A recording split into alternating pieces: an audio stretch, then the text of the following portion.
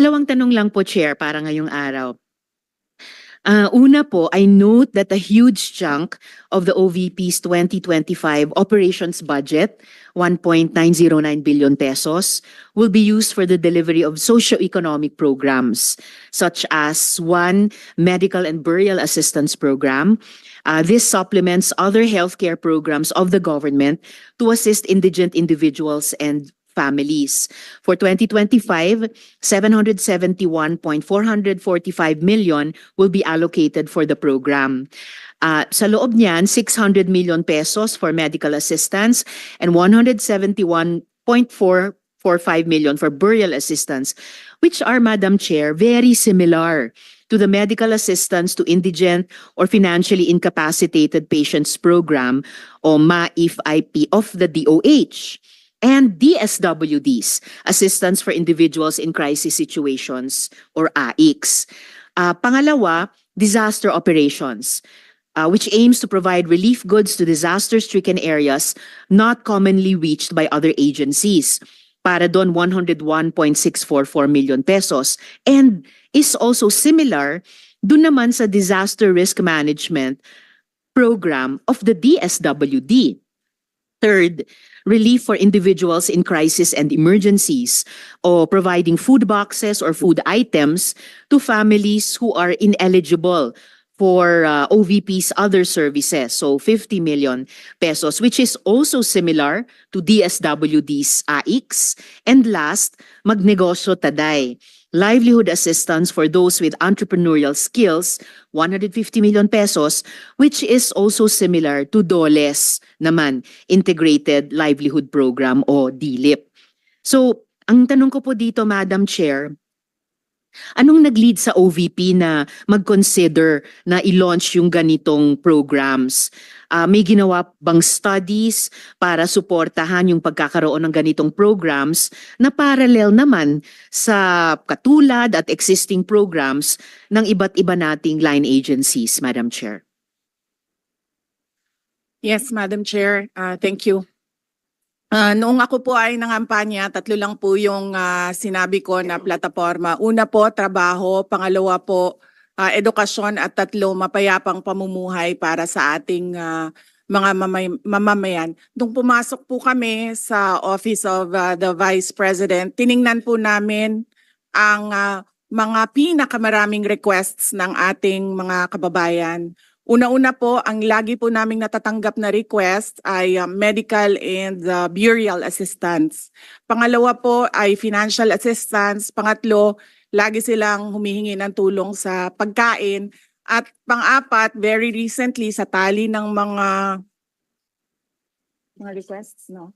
Yes, sa tali ng mga requests is yung educational assistance na sinasabi ng mga kababayan natin. Sinasabi namin lagi sa kanila, libre naman yung public schools.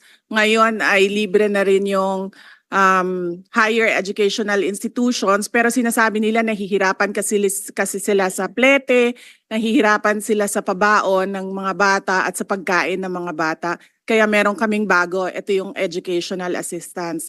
At ang panghuli naman, lagi naming natatanggap na request galing sa ating mga kababayan ay kapag sila ay naging biktima ng disaster, whether man-made or natural disasters. So sila po ay lumalapit sa Office of the Vice President. Totoo po, merong mga ibang local government units at ibang national government agencies na ganito po ang kanilang programa. Pero po, nung ako ay umupo as a Vice President, I took an oath, and doon sa oath, I said that I will do justice to every man. So hindi po kami pwedeng humindi sa mga tao na humihingi ng tulong, lalong-lalo na ay kaparte ng gobyerno ang Office of the Vice President. Salamat, VP, Madam Chair. Sabi nga ng VP, Madam Chair, libre na yung public school, libre na rin yung higher education, bagamat ni-note nila na sinasabi ng mga nagre-request na nahihirapan pa rin sila sa ilang mga programs na nakalodge sa ilalim ng libreng edukasyon na iyan. Kaya nga kinonsider nilang mag-launch ng ganitong mga katulad na programs.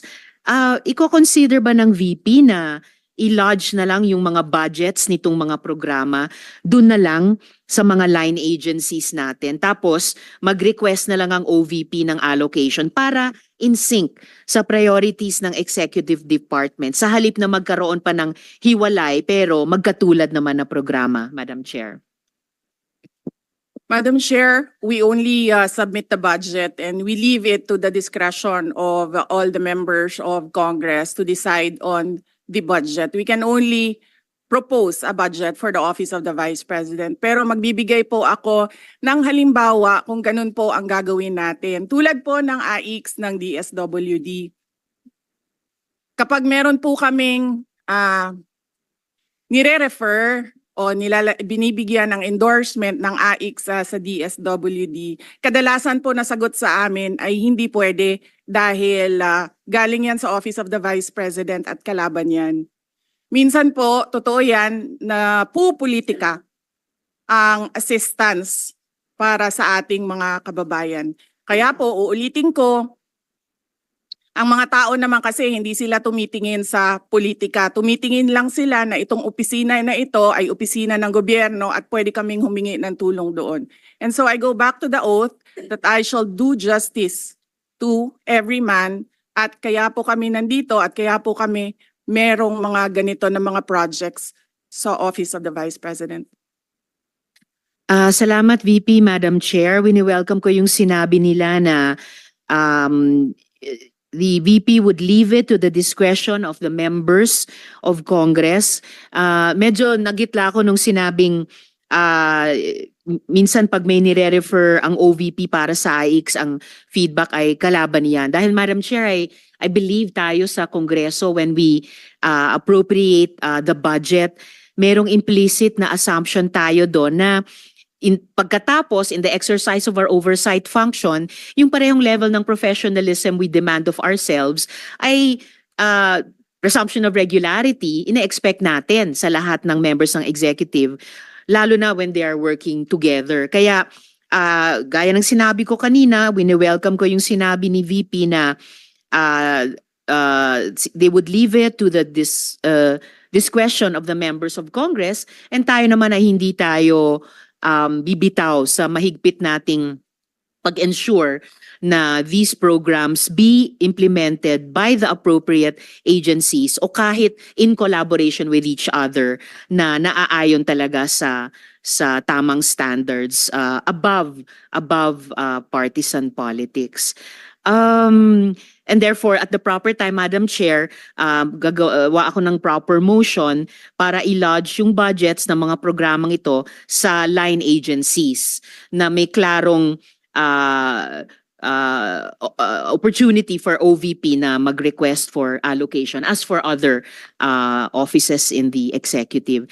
Yung huling tanong ko sa ngayon, Madam Chair, for 2025, one of the OVP's programs, Pagbabago Campaign, 1 Million Learners Entries, involves the provision of bags to 1 million learners in remote communities while initiating tree planting activities. This gets an appropriation of 100 million pesos. Part of this campaign is an allocation of 10 million pesos for the distribution of Isang Kaibigan books, a children's book authored by the VP. Pwede po bang sabihin ni VP sa atin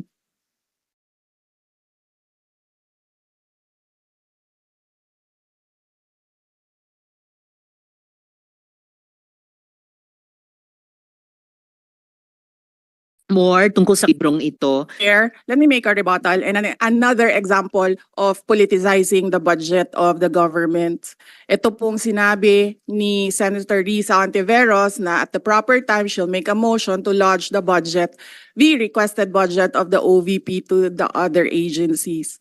Let me just quote Senator Risa during the Akbayan Congress. Alam ko po na ang daming kalat ni Duterte na hirap tayong linisin. Ang kadiliman noong panahon niya ay talaga namang nanuot sa ating lipunan para mansa na napakahirap tanggalin. At habang ang anak niya ay may kapangyarihan pa, hindi magiging madali ang ating laban.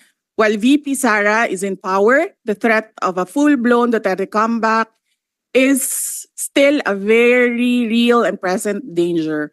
For one, they are supported by one major superpower, China. So that is an example of politicizing the budget of the government. May we request, Madam Chair, that Senator Risa Ontiveros repeat the last question. I will certainly, if you request, Madam Chair, repeat my question dahil walang kinalaman sa kasasabi lang ng VP ngayon. Alam nating lahat na miyembro ng iba't ibang partido, yung speeches natin sa ating mga kamiyembro sa mga party congresses ay hiwalay na event dito sa budget debates. So, I really take exception dun sa sinabi ni VP na rebuttal iyan dahil halimbawa ito sa politicizing. In fact, wala akong tinanong tungkol sa China o kahit sino pa mang ibang bansa dito sa budget hearing na to. I am asking about yung national budget na ipapasa natin sa Kongreso para sa bansang Pilipinas sa taong 2025. At ang pangalawang at huling tanong ko sa ngayon, before I make at the proper time, propose an amendment which may or may not be accepted by the chair and by the colleagues para nga mas i-align ang mga kaperahan natin lalo na't masikip ang fiscal space natin dun sa mga appropriate programs sa appropriate agencies na malayang-malaya ang OVP makipag-partner sa kanila tulad ng sino pang opisina sa executive. Ang tanong ko po ay ilang mga libro ng isang kaibigan ay bibilihin at i-distribute at ano, if the VP could tell us more about the contents ng librong ito. Madam Chair. Madam Chair, the book is not for sale. We only pay for the publication of the book. And we will send Senator Ontiveros a copy so that she will know what is the content of the book. Oh, this question is not only for me, Madam Chair, para rin para sa mga kasama dito sa budget hearing. Baka ilang araw pa bago mapadala at mabasa ko, which I certainly will. But I am asking a question bilang isang mambabatas sa head of agency ng isang opisina sa executive dito sa budget hearing na to. Simpleng tanong. Tell us more about the book, Isang Kaibigan, at ilang kopya nito ang bibilihin ng gobyerno sa halagang 10 milyong piso at i-distribute sa kasama ng mga bags sa 1 million learners sa remote communities, Madam Chair. Madam Chair, this is an example of politicizing the budget hearing through the questions of a senator. Ang problema niya kasi, nakalagay yung pangalan ko doon sa libro. At yung libro na yan, ibibigay namin doon sa mga bata. At yung mga bata na yan, may mga magulang na boboto. At yung pangalan ko ay nagkalat doon sa kung saan man ibibigay yung libro. Madam Chair, we commit to send tomorrow everyone in this room a copy of the book. Madam Chair, hindi ko maintindihan yung ugali ng ating resource person. It is a simple question. Paulit-ulit na this is politicizing. Ang VP ang nagbanggit ng salitang boboto. Wala akong sinabing boboto. I'm simply asking, hindi ko ma-imagine we're making so much trouble, so much fuss about a 10 million peso item na itinatanong ko lang simpleng, what is the book about? At ilang kopya ang bibilihin ng gobyerno sa halagang 10 milyong piso at i-distribute. I don't appreciate this kind of attitude, Madam Chair. Usually, ang resource persons natin ay nagbibigay ng parehong institutional courtesy sa legislature na ibinibigay natin sa executive. I don't appreciate this kind of attitude. Senator Tolentino, do you have Madam Chair? Madam Chair. Yes, Madam Chair. Hindi ko rin maintindihan ang ugali ni Senator Risa Ontiveros. And I do not appreciate, ano yung sinabi niya? I do not appreciate this kind of behavior and attitude. Madam Chair, noong 2016, tumatakbo si Senator Risa Ontiveros na senator, nakailang talo na siya.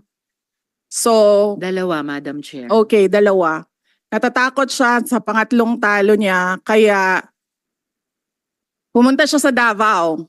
Humingi siya ng tulong. Tinulungan siya ng isang kagawad ng Davao na ngayon hindi na siya sinusuportahan. Humingi siya ng tulong sa akin, thinking na hindi mananalo si President Rodrigo Duterte. Kinausap niya ako ng kinausap doon sa law office ko sa Davao City. Sabi ko sa kanya, o sige, tutulungan kita. Chinika niya ako ng chinika.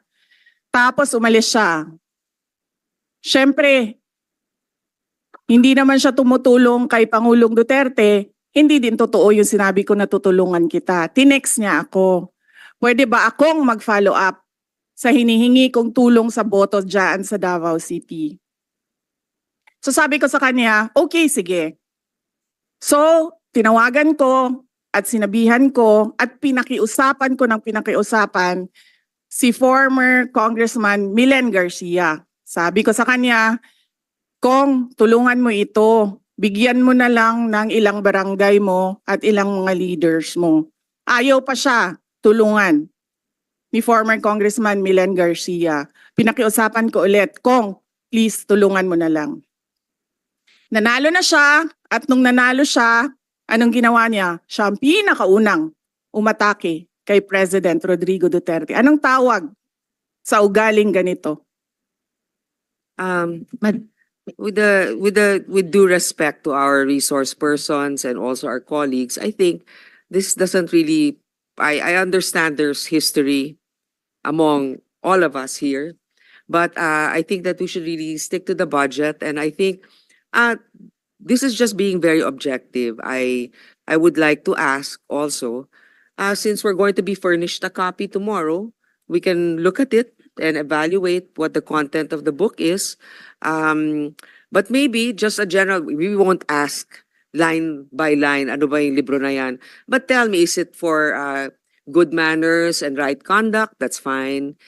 Is it science? Is it history? So maybe just a general one, so we can just answer it. Because I understand that every office will have its own advocacy and initiative. So, but then, I don't think it's also wrong for us to be curious what it is about. So just a general one. Any of the undersecretaries can tell me what the topic of the book is? Is it history? What is it? Madam Chair, the explanation is in the title, Isang Kaibigan. It's about friendship. Okay. Then that's for the record. It's about friendship. Madam Chair, just a last point. Okay. So kung sana ganun yung naging sagot sa simula pa, 'di ba? Napakasimple. Simpleng tanong, dapat simpleng sagot. Nagkwento pa ng kwento na sinabi dati na walang kinalaman sa tanong ko. Just for the record, as a last point, Madam Chair, this is public funds and we're making inquiries about them. Budget hearing po ito. Hindi po lahat about you. Pera po ito ng taong bayan. Okay. For the record, I Madam think Chair. let's Thank not you, get Madam Chair. personal, but Yes. I understand the emotion is high. But let's continue on. If you have any more questions, Senator Risa, we will Those have are a just round. my 2 questions, Madam Chair. Okay. Maraming salamat po. Thank you. Senator Tolentino, you had your hand raised earlier. I was about to ask for a minute suspension of the hearing, but since the good chairperson of this committee already gave her guidance on how this budget hearing should proceed, I defer to the wisdom of the chairperson. Thank you. I would like to acknowledge the presence of Senator Bong Revilla and Senator Robin Hood Padilla. Thank you. Anybody else? Senator Mark Villar as well. And Senator Alan, Senator Alan Cayetano. Any more questions? Yes. Senator Amy Marcos, you're recognized. Yes, samantalang nasimulan na ang pagtatanong tungkol sa budget, nais kong bigyan ng pagkakataon ng pangalawang Pangulo na sumagot sa mga pumupuna sa kanya At laging binabanggit ang mga COA report ng 2022-2023 na mababa daw ang implementasyon at kulang daw ang internal controls at guidelines. May masasabi po ba tayo tungkol dito? May kasagutan po ba ito? Madam Chair, yes, we call on Attorney Rosalyn Sanchez to answer the question. Good afternoon, Madam Chair. On the first question on the low implementation of some of the programs, Your Honor, some of the programs were just started to be implemented by the office in 2023. So we are still in the process of fine-tuning the details of the program and obtaining the requirements from the applicants of the programs.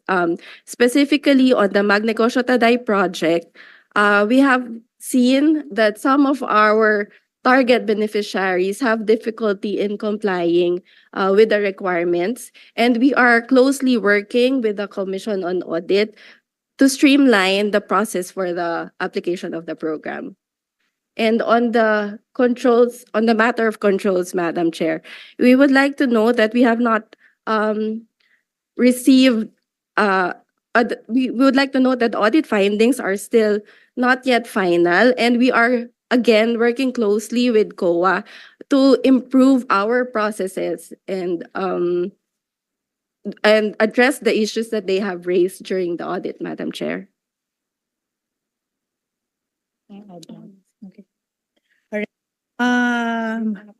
Madam Chair, I am Attorney Lopez, the Chief of Staff of the Office of the Vice President.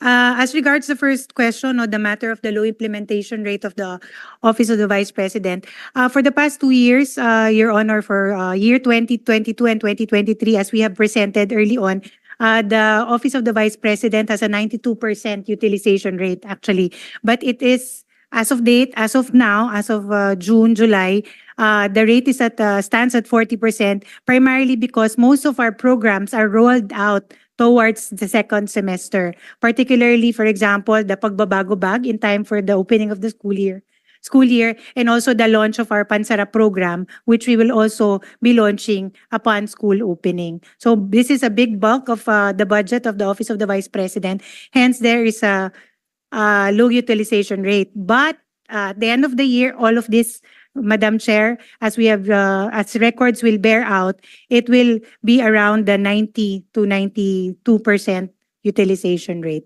Yes, congratulations. So that therefore, those who say that the same observations have been made by COA for the past 2 years are inaccurate and unaware of the actions already taken by the OVP. Is that correct? Ma'am, the matter of the low, it is correct as regards the matter of the first semester, because we really do have a low utilization rate for even for the past years as regards the first semester. But The towards repeated the observation from COA is regards to the inadequate guidelines, processes, and the lack of internal control. Yun ang naulit ng 2 taon.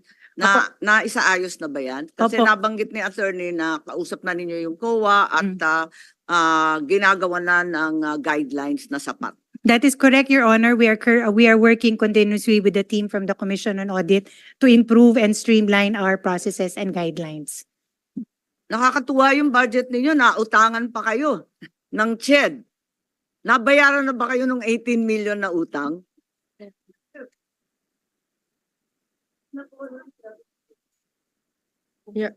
Your Honor, if I may answer the question.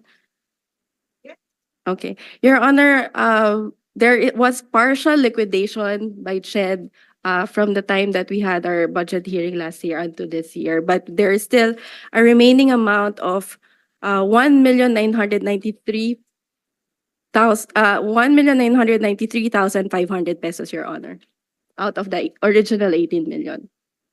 Hindi kayo nag-iisa. Ang CHED may utang din sa mga senador. Kaya't yun ang nakakatuwa sa CHED kung saan-saan napupunta yung pera. At wala na po akong tanong. Ang sasabihin ko lang, talagang hindi naman sa barangay lamang napupolitika yung ayuda, pati dito sa mga senador, pati sa ating pangalawang Pangulo. Senator Alan Cayetano is now recognized. Good afternoon, Madam Chair, Madam Vice President, magandang hapon po, and welcome to the Senate. Magandang tanghali. I'd like to note that this committee is ruled by the women and kaming mga men ay nasa sidelines lang. I'd also like to note that although as a senator, naintindihan ko si Senator Risa na siyempre mas gusto kong cordial yung sagutan. But we also have to take into context that this is both legislative and political. And there are attacks against the Vice President regardless saan nanggagaling. So a little bit of latitude dahil we want kakampi man o kalaban to feel welcome. But I agree with Senator Risa naman na how do we make it more cordial, no?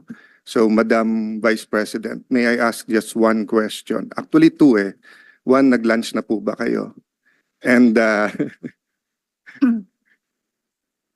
Yes, Senator Cayetano, nag-lunch na po ako. And I'm very cordial yes, when it ma'am. comes to international diplomatic relations. Gusto nyo i-discuss natin yung West Philippine Sea. Yes. But hindi kasi ako plastic na tao. No, I agree with you, ma'am. That's why nga sinasabi ko po na hindi lang to legislative, political din. That's why you should be given the latitude to answer in the way that you feel it could be properly answered, di ba? So kaya ko lang tinanong kung nag-lunch kayo kasi in the first 2 years, I know that you got a very warm welcome sa Senate. So I'm hoping sa budget hearing it doesn't change, no? I remember ang daming pumunta sa lunch noon. So my question lang, ma'am, is what can we do for the Office of the Vice President? Meron bang ni-request sa DBM na wala sa budget niyo so that we can consider it at the proper time? No, we are already okay with the approved budget from the Department of Budget. The approved proposed budget in the NEP from the Department of Budget and Management. And we leave it up to members of Congress to decide on the budget. Thank you. Thank you, Madam Chair. Thank you to the Office of the Vice President. Any more questions? Well, so it's always the chair that has the last spot for questions. So let me just ask, of course, the security of every government official is very important. And recently, it was discussed that a number of security personnel was taken out from the Office of the Vice President. I think, if I'm not mistaken, totally, the PNP said they recalled 373 personnel across all agencies. So I'd like to know, baka naman wala nang natirang security sa OVP, hindi naman, ano na bang status? Ilan ang tinanggal na security? At meron bang nagbabantay ngayon? Madam Chair, may I be allowed to give a very long answer about the security? Sure, as long as it answers the question. Sige, ma'am. Opo. Noong kasi ako ay nahalal bilang pangalawang Pangulo, nakita ko kasi na pati ang security ng Vice President ay napupolitika. Hindi lang yan sa akin, kundi sa mga previous na Vice Presidents. Kaya nung tapos na ang eleksyon pero hindi pa ako naupo, sumulat ako kay former Secretary Delphine Lorenzana. Sinabi ko sa kanya, Sir, ang security ng Vice President should only be up to the level of the Vice President. Hindi po pwede na umakyat ang information at ang security ng Vice President sa iba pang opisyal. And at the time, the Chief of Staff of the Armed Forces of the Philippines and the Secretary of the Department of National Defense agreed. That's why on June 2022, ito yung sa Armed Forces of the Philippines. On June 2022, the Secretary SND wrote to the Chief of Staff of the AFP from Vice Presidential Security Detachment under the PSG.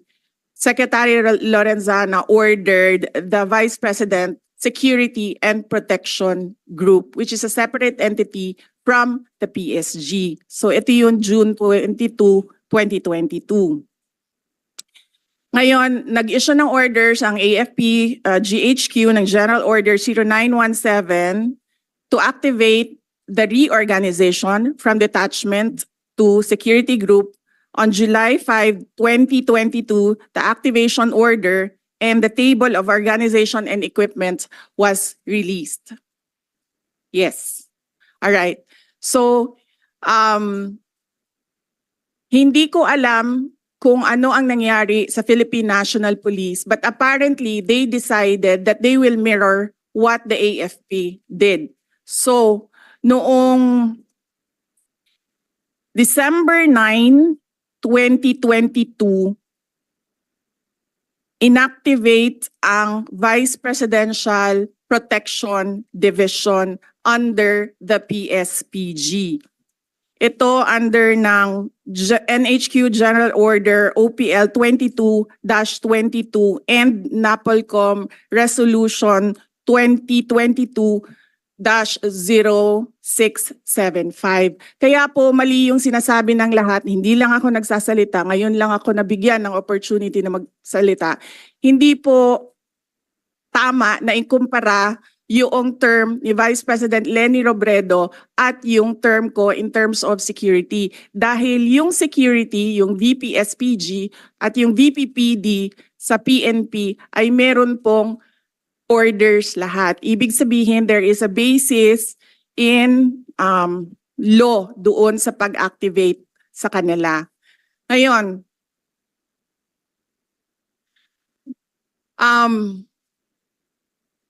yung sa Philippine National Police, kinuha nila ang 75 na personnel.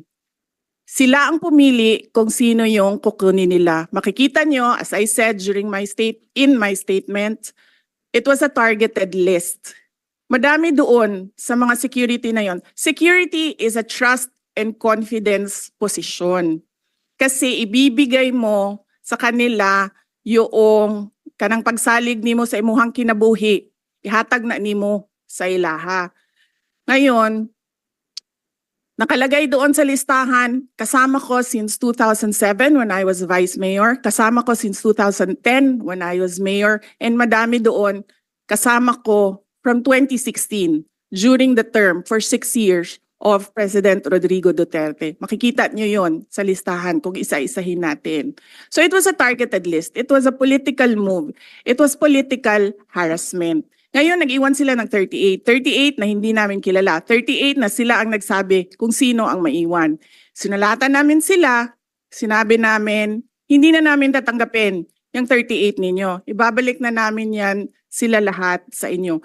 So there are no more PNP personnel in the Office of the Vice President. Ang naiwan na lang ay yung mga nasa VP SPG under the Armed Forces of the Philippines. Wala pong ginagastos ang OVP sa sweldo nito nila lahat dahil hindi po sila hinahire.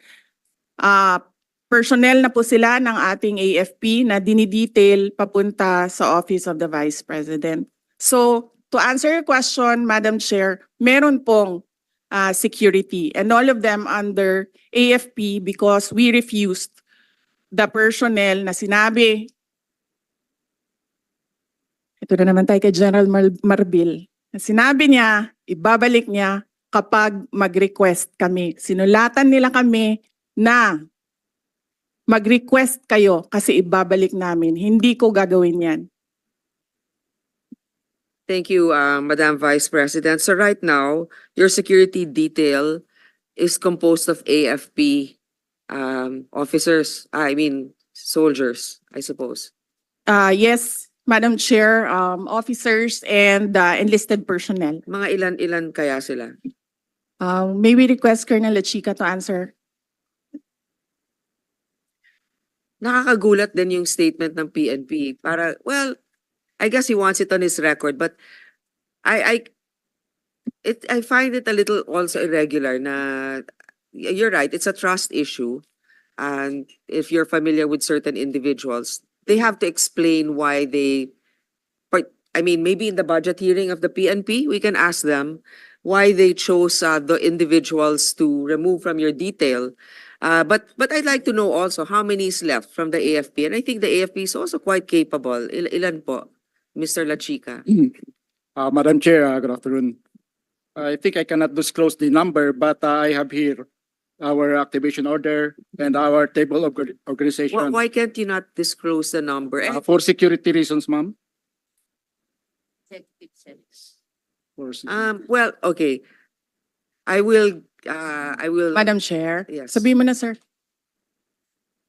From our table of organization, ma'am, and equipment, we are authorized to have 364 personnel coming from the different major service of the AFP. But for our actual number, as of now, 337 po, ma'am. And this is under the AFP. And this doesn't come from the budget of the OVP? Or? Yes, Madam Chair. Okay. Thank you very much. That's all. Any more questions?